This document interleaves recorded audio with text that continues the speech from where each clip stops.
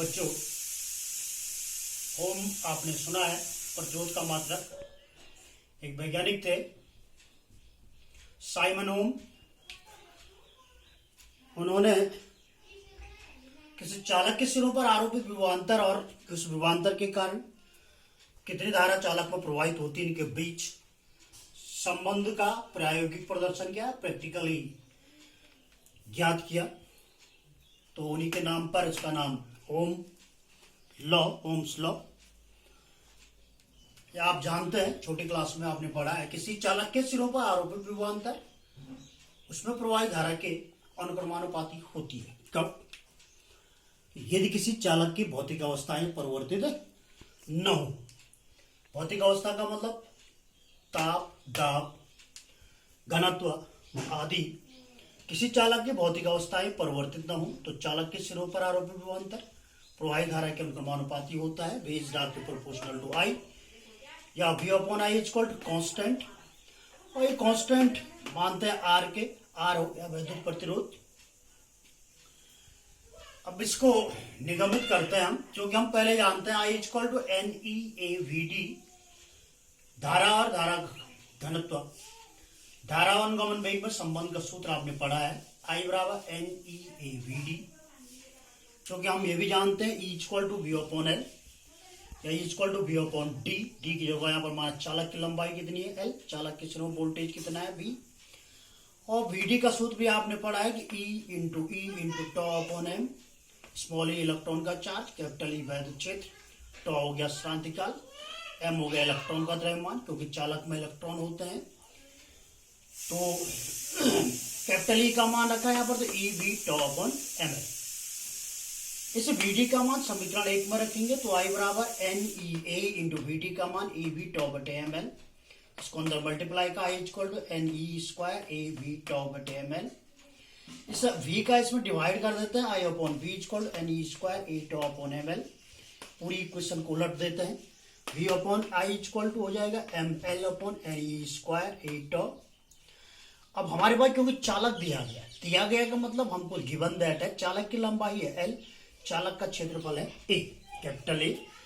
तो एक निश्चित लंबाई और निश्चित क्षेत्रफल का है, तो उसका लंबाई निश्चित है, क्षेत्रफल निश्चित है, उसका आयतन भी निश्चित होगा। इसलिए दिए गए चालक में इलेक्ट्रॉनों की संख्या भी निश्चित होगी, इलेक्ट्रॉन पर चार्ज निश्चित होता है। जो इलेक्ट्रॉनों की संख्या निश्चित है तो क्रांतिकाल भी क्या होगा, निश्चित होगा। M इलेक्ट्रॉन का द्रव्यमान कांस्टेंट होता है किसी दिए गए चालक के लिए, L और A कांस्टेंट होने दिए गए का निश्चित है, कांस्टेंट है, इसलिए ML upon NE square A टो का क्या होगा, कांस्टेंट। अर्थात V upon I equal to हो गया कांस्टेंट, या V इज डायरेक्टली प्रोपोर्शनल हो गया I। अर्थात V का मान बढ़ाने पर I का मान बढ़ता है, या V का मान घटाने पर I का मान क्या होता है, घटता है। मैंने दो ग्राफ बनाए यहाँ पर। पहले ग्राफ में है आपके पास V और I के बीच ग्राफ खींचा गया, तो एक सीधी रेखा प्राप्त हो रही है, रेखीय लीनियर लाइन। इसे रेखिक प्रतिरोध भी कहते हैं, या ऐसे चालक जो ओम के नियम का पालन करते हैं, इनके लिए V और I के बीच ग्राफ खींचने पर एक सीधी रेखा प्राप्त होती है। और ये ओम का नियम केवल सत्य है धातु चालकों के लिए या धातुओं के लिए। किसके लिए? धातु, जो धातु चालक होते हैं उनके लिए सत्य है कि V और I के बीच जो ग्राफ खींचा जाता है क्या आती है, एक सीधी रेखा प्राप्त होती है। तो धातुओं के लिए सत्य है कौन, ओम का नियम।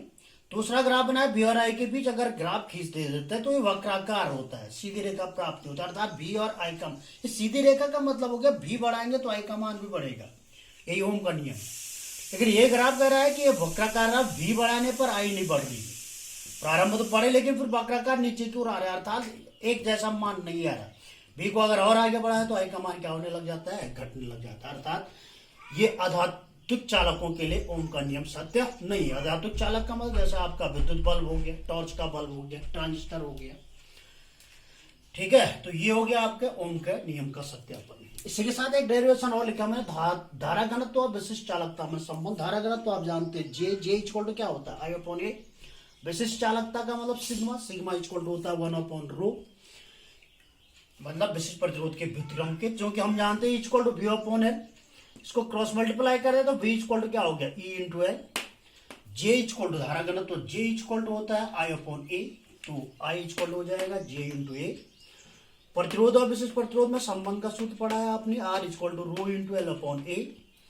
आर प्रतिरोध हो गया, रो विशिष्ट प्रतिरोध हो गया, एल अपॉन ए, एल चालक की लंबाई, ए क्षेत्रफल, आर का मान होता है वी अपॉन आई रखा है, rho into L upon A, V की value E into L, I की वैल्यू जे इंटू ए।